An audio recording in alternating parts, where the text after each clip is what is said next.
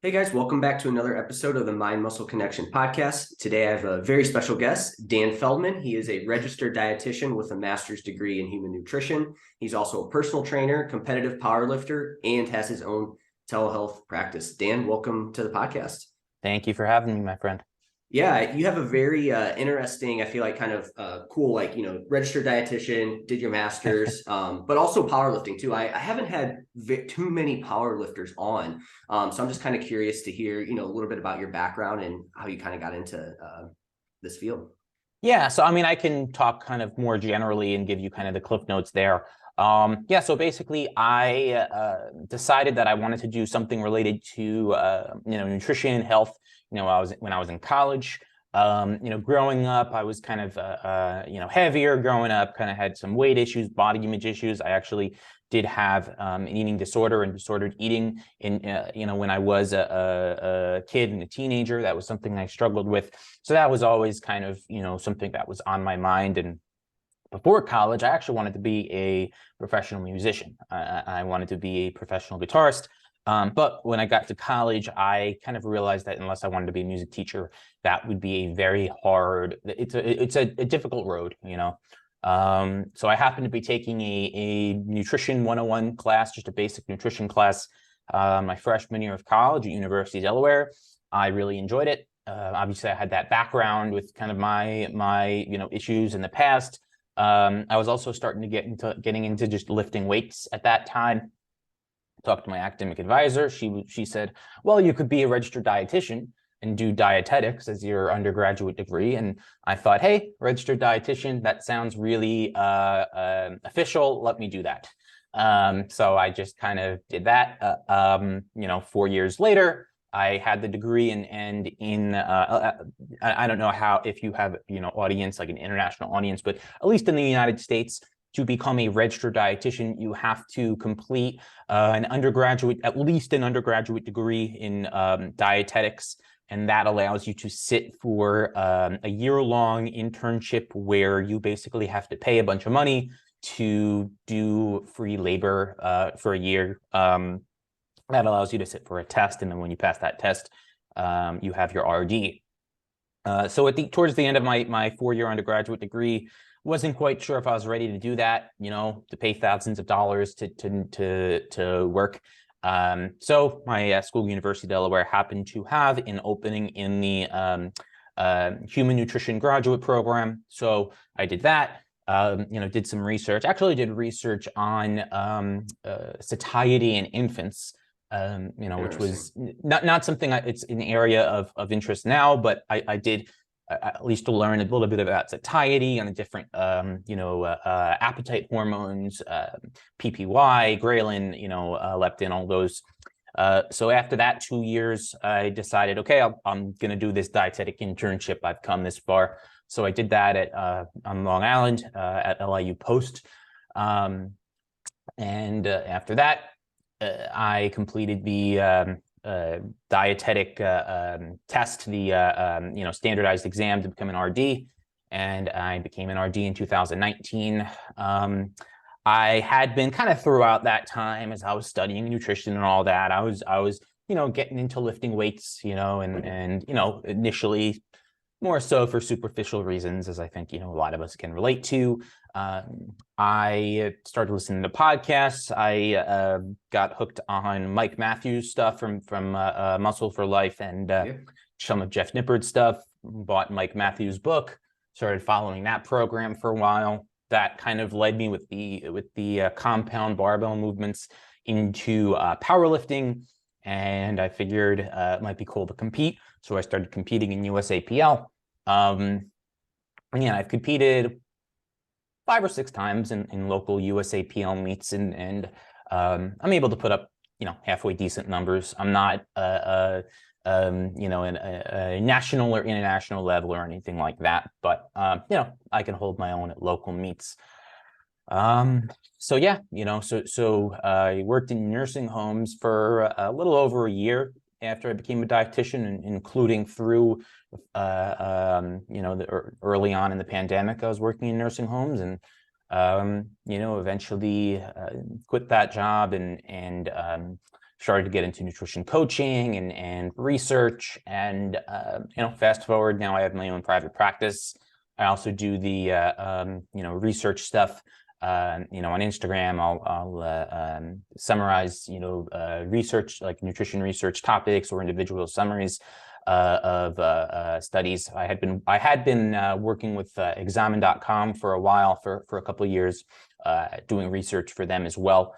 They're a great company. So hopefully that was not too long and drawn out, but just lets you know, I guess, who I am and where I am now. Yeah, no, that's awesome, man. I appreciate it all. And yeah, it's a pretty cool background, and sounds like so I guess it's been pretty recent then that you kind of got into everything. I mean, it's already 2023 now, but you kind of mentioned 2019, things like that. So I guess how long have you been lifting and competing from a powerlifting standpoint?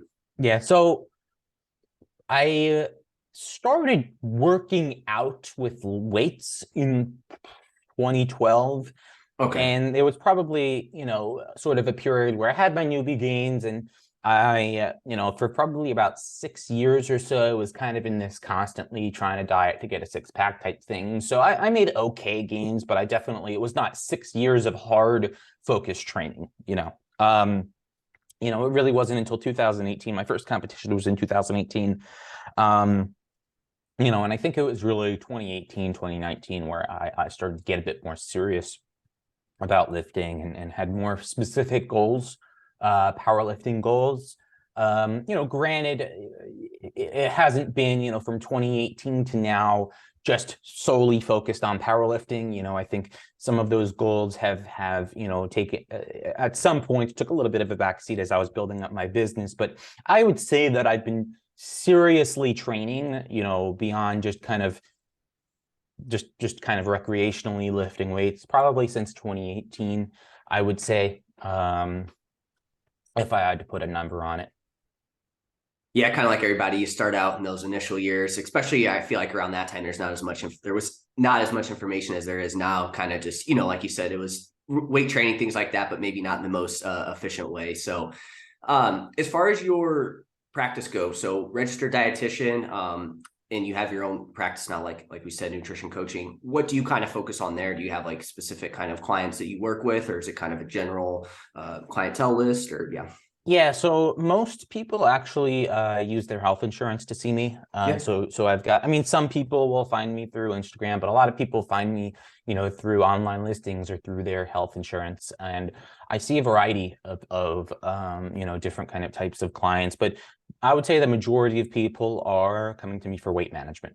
That's definitely the number one thing. I also have a fair number of folks, particularly folks who find me through IG, through Instagram, who are more looking towards kind of fitness specific. Some might be fat loss, but also nutrition to support muscle gain or strength is also pretty common. Those are really the two big ones, with weight management being probably the biggest one. Now and then I'll have some kind of more specialized cases, whether it be a gastrointestinal issue or something like that, or maybe diabetes. But I would say the majority of the time it's body composition related, be it weight loss, which is definitely the most common, and a lot of people, it's a lot of people from the general population. Like I said, some folks will find me through Instagram and they kind of have more fitness-based goals, but it's a lot of just general population folks. They're not really involved in the whole online fitness industry space. People in their 30s, 40s, 50s who, have been struggling with their weight for a really long time, and they want to lose weight so that they are healthier and feel better about themselves. So you kind of mentioned weight management. So do you think, so is that kind of like people are just, struggling with like gaining weight, or is it people that, again, they want to lose weight and then they like kind of they've struggled with like maintaining that kind of like long term? Yeah. So, I do have a few clients who do want to gain weight and struggle with gaining weight. I do have that sometimes, but it's usually more so individuals who have obesity, 30s and 40s, or 50s. They're starting to see kind of some of the health issues creep up, like pre-diabetes, high cholesterol, stuff like that. They've usually tried, kind of fad diets or keto or what have you. And, they really want to get that under control and lose weight, for their health and do it in a sustainable way. That's usually the most common reason people will see me. Do you typically work with them like on training as well too, or since it's insurance based, it has to kind of just be like nutrition or? Yeah, so with the insurance, it has to be everything. So insurance pays specifically for face-to-face. I mean, it can be over telehealth, so Right. over Zoom, over as long as it's HIPAA compliant and it's coded as a telehealth. But insurance specifically pays for that one-on-one time. So I had been, since I am a personal trainer, I do have the NASM certification. I, for a while, had been creating programs for people and charging additionally for that. But I'll be honest with you, it just from a financial perspective, it didn't make sense to really put a lot of time into that. So now, if someone sees me for the nutrition one-on-one and they have questions about, or happen to also have questions about training, I can answer those general questions or point them in the right direction. If they do want like a really sort of specific program, usually I will kind of say, hey, check out these folks at Stronger by Science, or check out, I actually have a dietitian friend, who does write programs. So I'll usually direct them. But again, oftentimes, especially with the general population, they don't necessarily need a perfectly written out training program. They just need to be going to the gym. They need to be getting exercise or doing some kind of weight-bearing exercise. They're not, most of these people, a lot of these people, they're not trying to be a competitive powerlifter. They're not trying to get on a bodybuilding stage. They're not trying to be, shredded with a six-pack on the beach. They want to be healthy and they want to be functional and they want to live a long time. And as I'm sure any kind of weight-bearing exercise, even if it's just 40 minutes a week or of some body weight exercises at home, makes a tremendous difference in terms of health and risk for all-cause mortality. So that's really kind of where I sort of focus for people, if that makes sense. Awesome. Yeah. Yeah, no, I agree with you. I think a lot of times, people that, maybe the type of population you work with, more gen pop, they think they need to go like to the gym like 4, 5, 6 times a week. Otherwise it's not going to be worth it. But like you said, it's just, just got to get something and just got to stay consistent with it. That's going to be better than not doing anything. Yep. And I tell this to a lot. I probably have this some version of this conversation with 70% of my clients. It's, don't worry about being perfect, just do good enough. I can't tell you how many people whether it be with their eating, where they want to be perfect with their quote unquote diet, or with this example, if they feel like if they're not able to go to the gym 4 or 5 times and do every last set of whatever workout, then it's like not going at all. Whereas if they had gone once, that's still a lot more than going 0 times, so really avoiding that kind of all or nothing perfectionist mindset. Yeah, 100%. That's definitely something that I see as well too, especially when it comes to nutrition, right? And you work with a lot of people on the nutrition aspect, so I'm sure you see that all or nothing kind of mindset with nutrition crop up more than anything. I feel like you actually made a post a while back, and I had this as a talking point, but I think this is a good kind of segue into that. You kind of mentioned, an underrated component of any nutrition regimen is like coping with stress, anxiety, depression, and boredom. Did you maybe want to kind of hit on that and kind of what your thoughts were on that? So I probably don't have to tell you this or your listeners this, but emotional eating is very, very, very common. Oftentimes when people do struggle with, overeating or with their kind of weight, more often than not, it's not a matter of feeling of like appetite. It's not a matter of, feeling really hungry all of the time. Often, I mean, just kind of generally speaking, oftentimes people, and myself included, like this is very common, struggle with, when they're really stressed or overwhelmed, they may eat for comfort, or when they're anxious, or when they're depressed, or when they're bored. I think that is a huge component of why a lot of people struggle with their weight. I think, food is, in at least kind of acutely, it is very comforting, and I do think there are physiological mechanisms, but that make that there's an evolutionary reason why food particularly higher calorie food is we kind of get that dopamine response, right? Because, you know, before food was really abundant, you know, we're kind of hardwired to seek out highly palatable food, sugary food, fatty food, et cetera, because from evolutionary perspective, it's a good thing. So we're very kind of wired to get that kind of pleasure out of food. And, you know, I think a lot of people, I mean, as humans, we all deal with shit. Hopefully I can curse on this podcast. Yeah, of course. Okay, cool, good. Yeah, so lots of people, I mean, pretty much everyone has shit that they're dealing with, shitty shit that they are dealing with, be it, you know, stress about work or relationship or anxiety about this or, you know, some form of depression. We all deal with shit, you know, and it's very easy to kind of use kind of food as a coping mechanism subconsciously.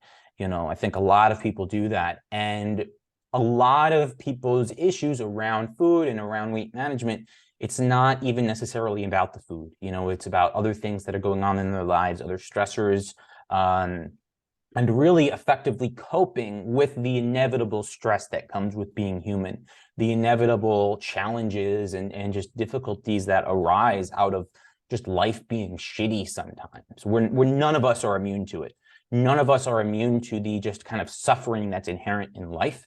And even if you were somehow to live like a perfect life and never had any issues, one, that sounds like a really boring life, but two, eventually you and everyone you know is going to die. And I don't mean that as like, as to be really morbid, but, you know, it's important for all of us to have coping mechanisms, healthy coping mechanisms, you know, so we don't, you know, turn into unhealthy coping mechanisms, be it, you know, overeating or food, or for some folks, it's an excessive control over their food intake and, or, you know what I mean?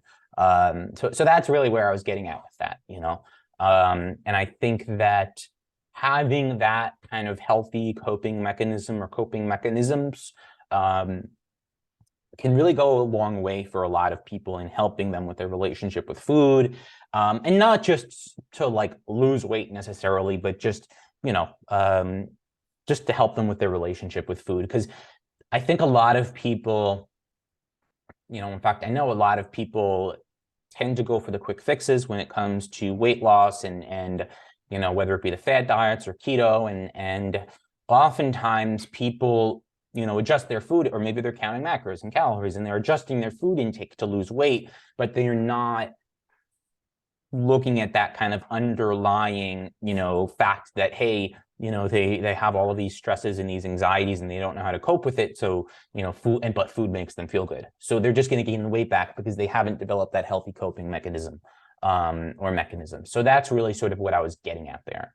Yeah. And then two, I think on top of that, you also have, so I have two things on this. I think one, you also have, you have that, like you said, but then you have this habituation effect of it too, where like, that's where people just kind of do that over and over again. Right. And it's just something that they're just kind of ingrained in their head, because I feel like with food, it's just something that you do multiple times a day. Right. Like, and so I just feel like if you've done that for long enough, it's just become a habit at this point. Right. So yeah. I think there's that as well. And then I do always, you know, tell people, it's like the nutrition specific, like protocol that you're on in terms of nutrition is super important, but I just find that there's always at least like 1 to 2 other things outside of it from like a mindset standpoint or things like this, like you said, that ends up being the thing that is actually really holding them back, and they don't realize that.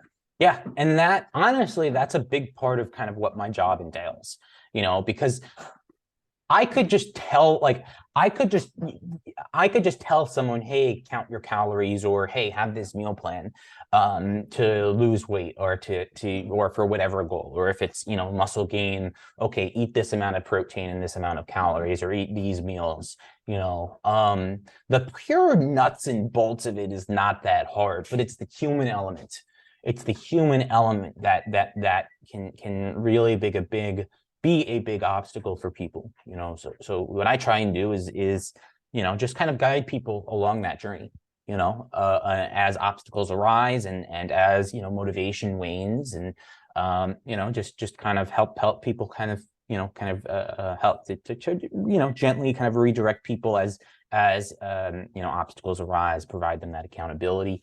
But again, it's really that human aspect of things, because we're not robots, even though I think a lot of us in the fitness industry like to just say, oh, it's just calories, it's just so simple. And it is simple, but it's also not, because we are humans and we are emotional and we are complex.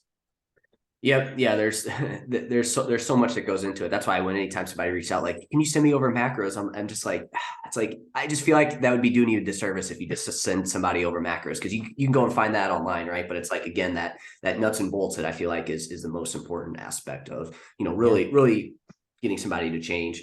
And so, I think this is, again, a kind of a good segue here. You've kind of talked about this, and I think a lot of times when it comes to obesity, a lot of people just kind of blame it on like, oh, you just need more willpower, or you're just lazy, or whatever it may be, right? But obviously some of the things you mentioned, like there's a lot that's going on in terms of why, we are having issues with this right now. So do you maybe want to explain how, like, you don't think it's just because somebody's quote unquote being lazy with it? Yeah, well, I mean, obviously, the prevalence of obesity in the United States has increased dramatically over the past 30, 40 plus years. People have not gotten lazier. That doesn't make any sense, and there are, and again, I wouldn't call myself an expert when it comes to the kind of psychosocial, determinants of obesity. So I wouldn't call myself an expert there, but I do, in fact, I'm quite certain that there are many kind of underlying factors, that are sort of contributing. I think there's the fact that people that our kind of society makes it kind of more difficult to get to have an active lifestyle as things have gotten kind of more convenient, as technology has advanced. We don't have to go out of the house nearly as much. We can get groceries delivered to us. A lot of us don't go to the movie theaters anymore. We watch stuff on Netflix, we watch stuff on our phones. We may not meet up with people as much, just kind of more so doing, Zoom stuff. There's just our society has just changed in a way that it makes it, less necessary to be, more active, and I think also particularly people who, are in, maybe lower income areas, they might not be able to get in as much activity or as much activity safely, especially if it's not really a very walkable area. I mean, we can look at how much the food environment has changed, there's a lot, there's a very hyper palatable, very calorie dense food readily available, and it's going to be, difficult for people, particularly when healthier food, is a little bit more expensive. That can make it a lot more difficult for people to, be able to afford healthy options for food. Now, obviously, with some education, I do think that eating healthy does not have to be expensive, but for people who don't have that education, and who don't know how to kind of, shop in a way so as to, save money and may not have the means or the time to cook meals at home, it can be very difficult to, not just, kind of get takeout and get convenience food without that knowledge. People who may be of lower income also might not be able to afford good medical care. Not everyone has health insurance, and even if they do, what is covered is very limited. A lot of people don't see like dietitians or nutrition experts because, unless they are in network with insurance, they can't really afford that kind of care. A lot of people can't afford to go to the gym, or they may not have the time to, or the knowledge to. It's easy for us, because we are so into fitness. It's something that we love so much. We go out of our way to do it. We go out of our way to, eat healthfully, or count calories and macros and whatever and go to the gym. But for people who already have a lot on their plate, no pun intended, it's not so easy, and really my thinking in making that post is it's not to, and I got quite a bit of pushback on that for people saying, oh, you're just making excuses. People just have to want it enough. It's just so much more, complex than that. And if we do as practitioners, if we do actually want to help people change, shaming them doesn't work. Shaming them does not work. So again, it's easy for us as fitness professionals to say, oh, why aren't they just doing this or doing that? Because people are complex. People are complex, and you can't just force people to do things. You have to have that sense of empathy. You have to understand someone's struggles. You have to understand, that the mother of two who, is, spending all of her time, taking care of her kids and trying to put food on the table may not have the time or the mental bandwidth to count macros, or to, be able to devise a training plan because she's too focused on her taking care of her kids, So I really think that, again, there are a lot of complex reasons behind, why, obesity is so much of a problem as it is. And, I'm not one of these people saying like, oh, it's there's like no willpower involved, because then you have people on the other side who, I think some people who are pushing back against me kind of think I'm saying, oh, well, that means that people don't have the power to change. It's not true. People do have the power to change. But if we want people to change, if we want people to, live healthier lives, calling them lazy will not get them to change, or for the 95% of the time. You'll have a small percentage of people, like who you call, like the David Goggins of the world, like who you call them lazy, they'll, run 1,000,000 miles. But most people, shaming them is not how you motivate them. You have to come from that place of empathy and compassion, and generally understanding the other person's perspective and drawing the motivation from within them to change. That's how people change. Hopefully that I know that was kind of a ramble for a little while, but hopefully that makes sense. No, I love it. I have you on here to talk, so ramble on about whatever you want, anything I ask. So yeah, no, those are all great points, right? And that's why I wanted to bring it up, right? Because I figured you probably got some pushback on that. And again, I think it just comes from people probably not really understanding like what's fully going on here with all this, right? And I, the more I learn about all this stuff, I just feel bad for people that are in that situation, because it's the cards are really stacked against you, right? Once you, like you said, this high energy density diet, which our brain craves, again, people I don't think realize that, the sedentary lifestyle, right? Like you said, everything is just pushed towards us, just not moving more, the environment in general, right? I think that goes with the high energy density, but then too, like, the emotional side of things. And then, you do have in here as well, decreased RMR. So like certain medical conditions, maybe your genetics aren't as great. And then just on top of that, then it's like the constant dieting too, where it's like, oh, you know what, I need to lose weight, so I'm just going to restrict my calories. And they don't realize that I feel like all those things make that super challenging to do. Yeah. And I think it's easy for us because it's just something that's so important to us, I think it's like if someone who, if someone was really into cars or something, like they like someone who builds cars was like, Dan, why don't you just build your own car out of this scrap metal? And they'd be like, no, all you have to do is you put this piece together and it's this handful of steps. And then this is what you do. This is what you do. I don't have the time or the bandwidth to possibly comprehend that, because I've not been spending the past however many years entrenched in it and loving it. And we have to understand that particularly when we're working with the general population, they don't have the same background as us, and to just all of those kind of obstacles and barriers, to just kind of push them inside and just say, no, you can do it. No, I mean, they can do it, but They need more than that, you know? So yeah, that's, you know, what I'm getting at. If we want to help people, if we want to help people who want to lose weight, have been struggling, we have to work with them, not against them, you know, because if we call them lazy, and this is, you know, I'm sure you're familiar with motivational interviewing, but you know, a big thing is kind of the writing reflex, right? Where if you, most people who you know, I mean, I guess there's some people who have obesity and they don't want to change, but majority of people who have, you know, obesity and health issues do want to change.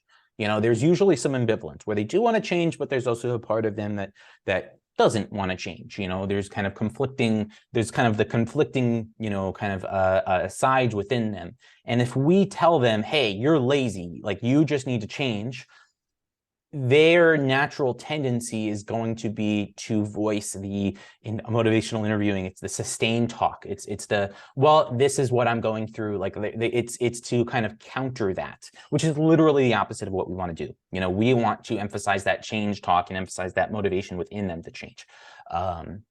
So yeah. Well, and two, you mentioned it originally. So first, I want to say, no, I think it's good that you said like we need to work with them rather than against them, right? And I think the same thing, like you need to work with the modern environment, work with your body, and learn how to, you know, manage that. I think too many people, their methods and the way they go about it works against everything that we have going on. But one thing I want to hit on too with this, and I think you'll have a really good understanding of this too, because you studied satiety in like infants and stuff like that at one point. I mean, the fact that, you know, once you do, you know, become obese and you gain a bunch of weight, I mean, just how that can make it challenging in itself as well, and not including all these things that you have going on as well too, how the satiety, how that changes along with it as well too. Yeah, it's definitely an additive factor there. I mean, satiety and appetite regulation is something that's very complex. You know, and I do, you know, it's not something I'm as particularly leptin resistance is not something I'm as understanding of, but you know, there is kind of at least some school of thought, at least to my understanding, that people with obesity might have some resistance toward the satiety, potential satiety, the effects that leptin, which is basically a hormone secreted by fat cells that essentially tell your hypothalamus that you are well fed. There can be some kind of misregulation there, dysregulation there. You know, so there's also the physiological components of appetite and how those can be adversely affected, you know, as well. So there's a lot going on there, you know. Yeah. Yeah, like you said, it is very complex, and it's more than just, yeah, this is what's going on there. That, you know, you could probably spend hours diving into that, and I'm sure people are still trying to figure out exactly how it works too. You know, and people that's all they do for work is figure that out. So yeah, I guess just to kind of, so yeah, I mean really with the obesity thing, it's just like you said, it's more than just laziness, right? Like it's that's not the issue, and it's, again, there's a lot going on, and again, working with somebody on that is going to be super important. Was there anything else you wanted to maybe sum up with us before we switch gears to the next topic? Not really. I mean, I would just say again, you know, it's we want to be kind with people. You know, we want to work with people, and we want to have that sense of partnership when we are working, you know, with an individual who has, you know, obesity and who is, you know, someone who's in the general population, as opposed to someone who's obsessed with fitness, you know, like you or me. So just, you know, understanding the other person's perspective. Yep, 100%. I love that. So I wanted to switch gears and kind of talk about another, just kind of like, I feel like, interesting topic in this kind of industry. And so you did recently make a post a couple weeks ago about seed oils, right? And I feel like this is just getting so much just talk right now, and you know, you kind of see influencers say, oh, it's just bad altogether, right? So I think what I wanted to go over here with this is, what are they, right? Because I'm sure people have heard of them and whatnot, and then just kind of talk about, you know, where this myth comes from, and just kind of the actual truth behind them. Yeah, so I mean, seed oils, you know, or usually when people are referring to seed oils, they're oftentimes referring to, you know, canola oil, you know, sesame oil, you know, or you know, plant-based oils, or I mean, obviously seed-based oils, that have been, refined and gone through some manufacturing, to create them. It's one of those topics that a lot of folks, it's sort of like artificial sweeteners, where a lot of folks sort of demonize them and say that they're really, really bad for you and that you should never have them. It's just one of those super controversial topics. And at least part of it sort of stems from this idea that linoleic acid or omega-6 fatty acids, just a type of fatty acid that seed oils are going to be pretty high in, are pro-inflammatory. And then that can contribute to chronic inflammation and subsequent disease risk. I'm not sure what else influencers are saying about them, and if there's kind of any other kind of claims being made about them, but that's the most common one, is that they are pro-inflammatory, whereas it would not be the case for, an omega-3, like a fish oil, which would be anti-inflammatory, or, something like that. So that's really where that comes from.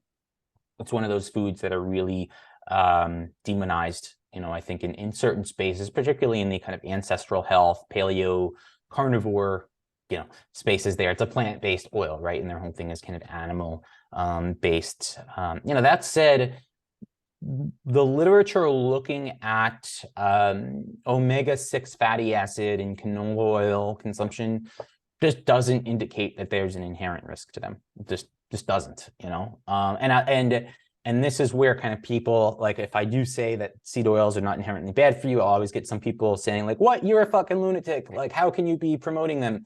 And I'm not promoting seed oils. Like, I don't know if I would call them healthy necessarily. I would say the majority of Americans, because the majority of Americans are overweight or have obesity, would probably do best, not adding more oils into their diet necessarily. I do think that there is some evidence that a high omega-6 to omega-3 fatty acid ratio in the diet, may not be ideal. I do think there's some truth to that, but I think on the hierarchy of importance, and this is kind of going back to, what we were talking about a little while ago with the general population, it's not the most important thing to focus on, and particularly for folks who are not really obsessed with fitness, kind of going back to the general population folks who, they've been struggling with their weight for a really long time. They've got kids, they're busy, they don't have time to look into all this research. Telling them to avoid seed oils it's just putting an unnecessary restriction on something, whereas it would probably be more impactful for them if weight loss is a goal to focus on portion sizes, or focus on eating smaller portion sizes of things that are more calorie dense, and eating more fruits and vegetables and lean proteins, and doing strength training. That's really the stuff that has an impact. I don't think that adding or removing seed oils in the diet, unless it is removing calories from a hypercaloric diet, I don't see how it would make really a big effect. I think it's just, again, I'm not saying that seed oils are healthy necessarily, but I don't think it's something that's particularly impactful one way or the other. You can make the argument that a high omega-6 to omega-3 fatty acid ratio in the diet could be pro-inflammatory. There's definitely mechanistic reasons to believe that, and usually the anti-seed oil folks tend to look at mechanistic research, looking at high omega-6 fatty acid supplementation, or animal research looking at omega-6 fatty acid intake, and inflammation and other adverse health outcomes. But human data doesn't really indicate that that's something to worry about one way or the other. So that's really kind of what I'm getting at there, is that it's not something that's really worth focusing on. Yeah, again, it's just like you said, it's one of those things that people, like, they start to put too much focus on that one thing, when it's like you have a lot of other, like, kind of big rocks that you can work on first before you try to focus just on that. And like you said too, I'm sure that it's a bigger issue when somebody, again, they combine that with, like, they're just eating like again, not a lot of omega-3s overall, but then they're also in a calorie excess as well too. And like, that's where it all starts to add up, where it's like, again, if you focus on these other things and get those dialed in, you'll naturally see those not be as, detrimental, Yeah. essentially. Yeah. And going to our previous conversation, we have to meet people where they're at, particularly general population. I mean, like if someone says they want to remove seed oils from their diet, like fine, okay. I don't think that's like a bad thing necessarily. It's like if they were to remove all fruits and vegetables from their diet, I would say, hey, maybe don't do that. But if someone, and I see it so much, people who have a bunch of health issues going on, they have obesity, and they are already eating a pro-inflammatory diet, not just because of seed oils, but high intakes of saturated fat and fatty foods, sugar dense foods, calorie dense foods, not a lot of fruits and vegetables or whole grains, and they say, okay, I'm going to remove seed oils. Like, okay, but eat more fruits and vegetables, or do some more exercise, or sleep a little bit, or work on your sleep and managing stress. Like those are the things that actually matter. If once you've done all that and you want to cut out seed oils and you want to replace it with avocado oil or olive oil or fish oil or whatever, sure, go ahead. Maybe it will slightly reduce the inflammatory potential of the diet, maybe. Although, again, I don't think there's much meat to that bone, when it comes to actually looking at human data. But it's something when I mention, I get at least one person, if not multiple people, call me like a piece of shit, industry, whatever. And that's the other thing, if something is like created by man, like fish, like vegetable oils, I guess, kind of the processing that's involved in those, or artificial sweeteners because they're artificial. There's an inherent mistrust in like science and things that are man-made and chemicals. And I think that goes to a whole other kind of, kind of issue there. Yeah, most things in this industry, it's like, oh, okay, so you're saying they're not bad, so that means you're promoting them and say it, Exactly. and you're telling everybody that they should take it. It's like, no, that's, again, I'm just trying to tell you that there's other bigger fish to fry than just that.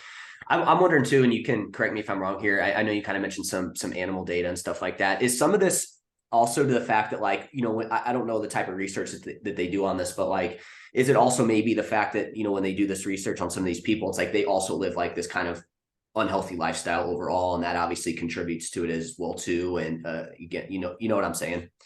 It definitely may be. Again, a lot of the research that I've seen, folks point to when it comes to seed oils, a lot of it is rodent studies that I've seen.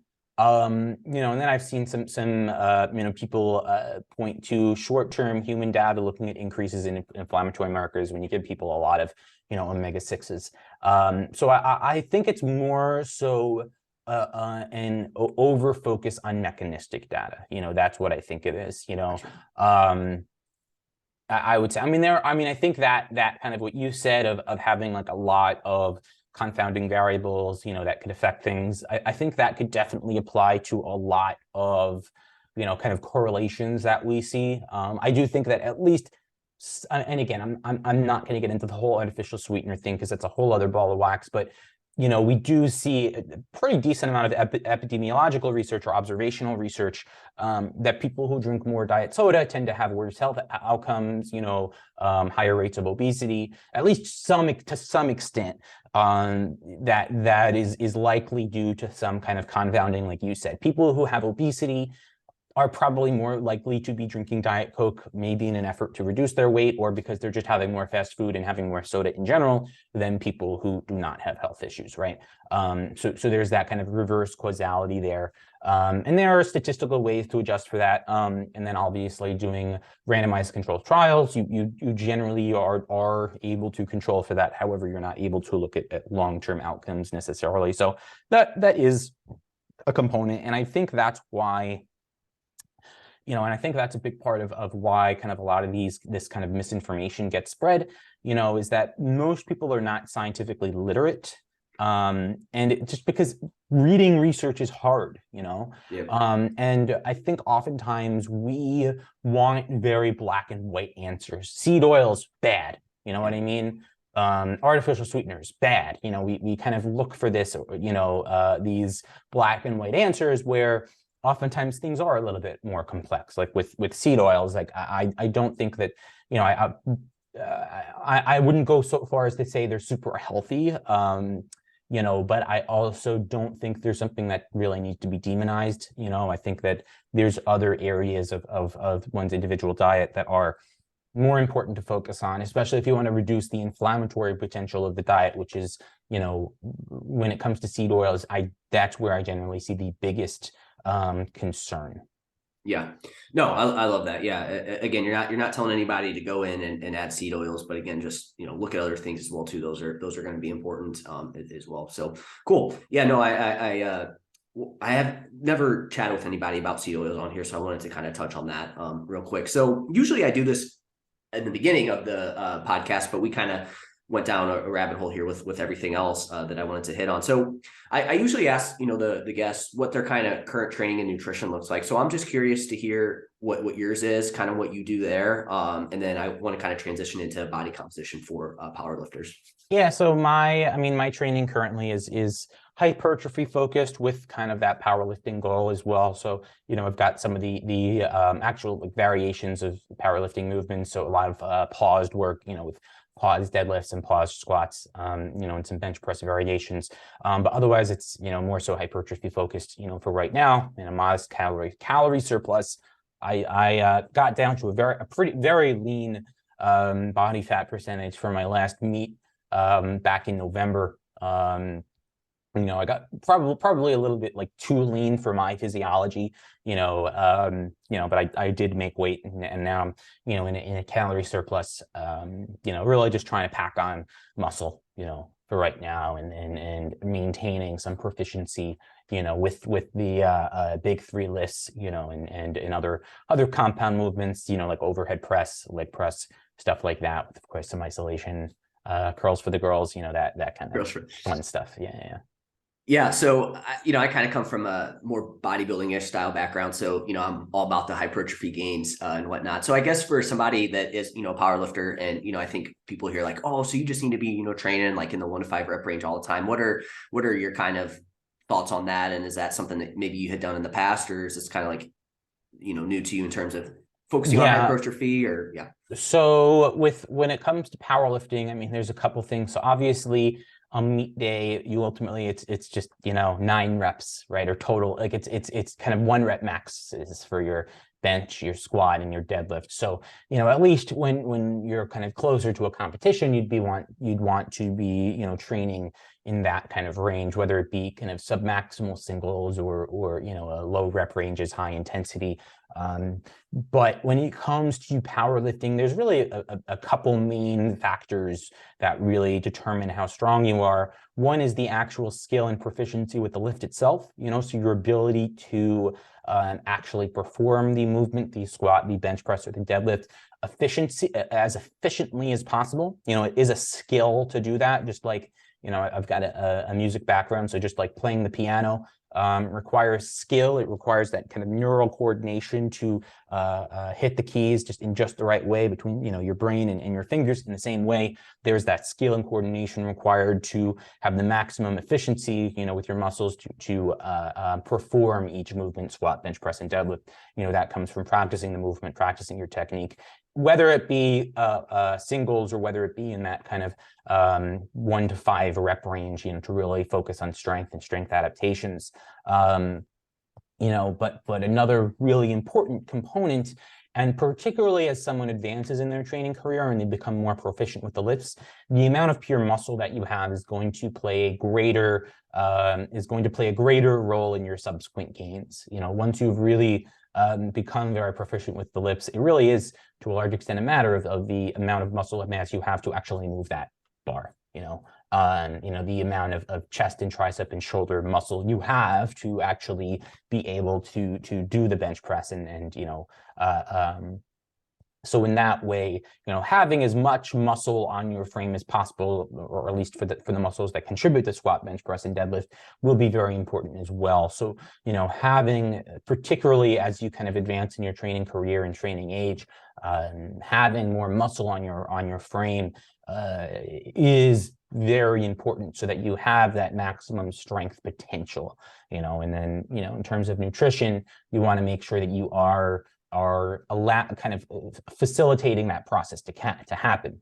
So I mean, with muscle growth, making sure you're eating adequate calories, so you have the actual and protein to actually have the adequate fuel and building blocks to actually build that muscle that is following the training stimulus, right? And that you have subsequent carbohydrate to actually fuel your training sessions, and you have subsequent fat to, one, not die, and two, to have your hormone levels be where they need to be. And I mean, people can gain muscle on keto. That's a whole other thing. But for the majority of people, having adequate carbohydrate intake is going to be important there. So I mean, there's kind of more particularly on the training side of things, you can get kind of more complex, particularly with kind of power adaptations versus strength adaptations. But just kind of roughly speaking, really having the kind of strength and technique adaptations that really come from taking that time in that, what you want to say, 1 to 3, 1 to 5 rep range,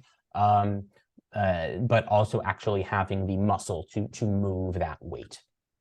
And I feel like that's probably where some people get stuck, is like you said, they kind of spend their time, like, definitely you need to spend time like in that rep range to, like you said, there's a skill-based component to it that you need to get down. But then like you get to that point where it's like, okay, how do you can't just like keep getting stronger. At that point, you would need to add more muscle, right? And I could see a lot of people get to that point to where they're like so scared to go away from those lifts. And it's like they always kind of work in that like 1 to 5 rep range, which, we know is still obviously going to build some muscle, but it's just not going to be as like you're just not going to build as much muscle as you could in that rep range, right? And I feel like a lot of people probably get stuck in that kind of cycle there potentially. Yeah, and I would say that, kind of like how I was saying, I started lifting weights, when I was, like 2012.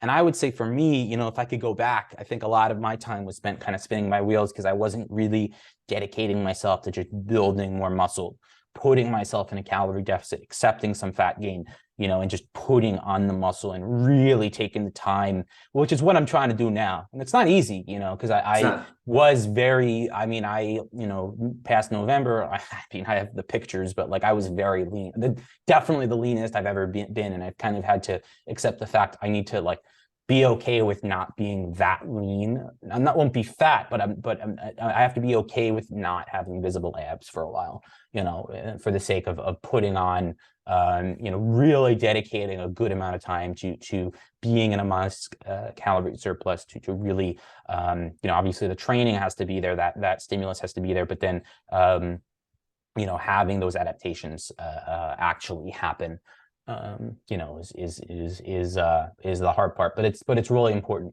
particularly as you become more advanced as a power lifter. Yeah, no, I agree. And I think too, do you find that, when you kind of run this cycle that you're in, do you find that potentially like, from an absolute, like how much you can lift for like a 1 rep max, or maybe in the 1 to 3 rep range, does kind of go down for a little bit of time? Because one, you might, I'm not sure what your training looks like, but one, you might not be doing as much work in that training, but also at the same time, you're trying to do more training volume. And so that's obviously going to kind of lower the amount that you can lift at any one time there. Sure. And I could see, again, that could mess with your head a little bit too. Yeah, so definitely, especially when you are in more of kind of a hypertrophy phase, your 1 rep max probably won't be as high, just because you're not training that specific, you're not training for that specifically. And that's why, before competition, that's kind of what a kind of a pre-competition phase would look like, would be kind of shifting more towards that style of training. Yeah. So a couple things here on this. So you said you did cut down at one point. Was that like as you were getting ready for the competition, or did you do that beforehand? And then as you like prepared for the competition, you were like closer to your maintenance. So I'm just kind of curious, did you see like performance detriments or anything like that? Yeah, so it was, I actually, cut probably most of the weight in early 2022, and then kind of maintained it. Did a little bit more cutting towards the latter half of 2022. And I did My deadlift did not suffer at all. I actually hit an all-time PR on the platform of 485, and I weighed just under 148. I'm only 5'4" for reference, so that was great. But the bench press went down a little bit. Squats really took a hit, just because I think I didn't have the same bounce out of the hole. Squats really took the biggest hit, and that's not uncommon, you know, for bench press and squats to generally take a hit when you are, you know, cutting weight, especially because it affects your leverages. So that was my experience. Again, I cut to a pretty low body fat percentage, you know, definitely the lowest, you know, I have been at, you know, so yeah. Would you recommend other people like I guess what would be the reasons to want to do that? Obviously make weight, I think, but like, would you recommend somebody do that, or would you recommend them again, just, you know, try to get that done as early as they can? If someone has a meet, you know, I think Yeah. I would say it would depend. I mean, it depends on someone's level of training. If someone has like a really important competition that they do want to make weight for, you know, I think it would really depend on how far they are away from that. If it's something where they can just do a fiber, just kind of like a low residue diet, a low fiber diet for a few days and make weight, that would be ideal. You know, I also had to do a water cut, and I think that may have affected my performance. So if you are at a point where you can do just a low fiber diet and a water cut, you'll probably what I would recommend if you were going to do that, if you're, you know, just like maybe up to 3% away from the body weight that you need to be at, is maybe to test it out beforehand. You know, and kind of have like a mock beat day to try it out. You know, I'd probably recommend that. I would say particularly for people who are more so competing at local meets, I would say, you know, to maybe not cut weight, you know, unless you can kind of do it pretty easily, or if you have a bunch of body fat that you want to lose anyway. But I would say if it's possible to kind of avoid that process, that would probably be ideal. Do you think there's kind of an optimal body composition for powerlifting, or do you think that because again, it's not aesthetic based, you could be any really range there with it? Honestly, I don't know. I think I'm going to give the very kind of canned answer of it depends. I think it really depends on the individual. There is probably a point. Well, I mean, there's definitely a point of body fat percentage beyond which, you know, you'll run into health issues, obviously. So there probably is an optimal, you know, body composition there that is probably individual specific. Exactly what that is, I don't know. Yeah, like you said, it's gonna be individual. I just didn't know if, again, you know, like it's not aesthetic based, so like with that I feel like you have a little bit more wiggle room. But I would say probably the biggest thing is you just need to make sure that when it is like there's weight classes, you obviously have to make sure that you're within striking distance of that, obviously. Sure, yeah, absolutely. Well, all right, Dan. Well, we're coming up on an hour, so I want to be respectful of your time. I do have kind of a ending question for you here. So, you know, you're into the nutrition research, things like that. So before I let you go, your top 3 just general health supplements. Okay, my top 3 general health supplements.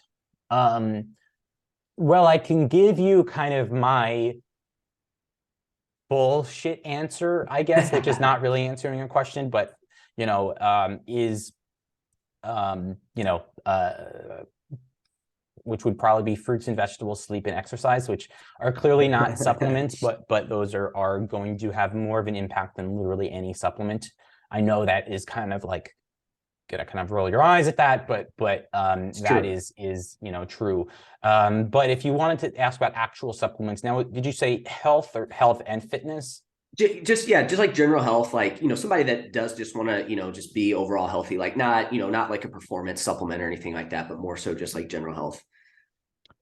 I mean, for general health, there aren't any ones that I'm like, oh my God, you should take this. Yeah. I do think a multivitamin is probably not a bad idea just for general population. I wouldn't go nuts with it. Like I usually just say, you know, you want to get a general multivitamin from CVS or whatever. It's not going to hurt. Beyond that, if you don't eat a lot of, fatty fish, already, maybe supplementing with fish oil could make a small difference there. If you go to the doctor and you are low on vitamin D, I don't think it can hurt to take a vitamin D supplement, to help with that. There are vitamin D receptors all throughout the body. We hear all the time, vitamin D deficiency linked with this, and that. Beyond that, there isn't really all that much else. I do think that one interesting one is spirulina, particularly for people who may have sinus issues or allergies. That might help with some rhinitis, nasal inflammation there. And kind of along those lines, garlic, may have some immunoprotective properties. But again, I know that was more than 3, but that's really what comes to mind. But again, there are none that I'm like, oh my God, you have to take this supplement. I really think that, if you're eating a well-rounded diet and exercising well and sleeping, supplements really play a small role. Yeah, absolutely. Those were the ones that I was wondering if you get, vitamin D, fish oil, things like that, multivitamin, right? And I like those other ones that you added into spirulina, and I think you said garlic as well too, right? Yeah. Cool. Awesome, Dan. Well, really appreciate your time. I guess before I let you go, is there anywhere where you would like to lead the audience to find out more about you? Yeah, so I'm pretty active on Instagram. I think that's how you found me. I'm at Powerlifter Dietitian on Instagram. I do exist on TikTok and YouTube, although I don't have too much of a following there, but I do put stuff on there as well. And then I also, I also have my website, danfeldmanrd.com, and you can email me at dan@danfeldmanrd.com. Cool. All right, Dan. Again, appreciate your time. Really a ton of great information here, and we will chat with you soon. Thank you, my friend.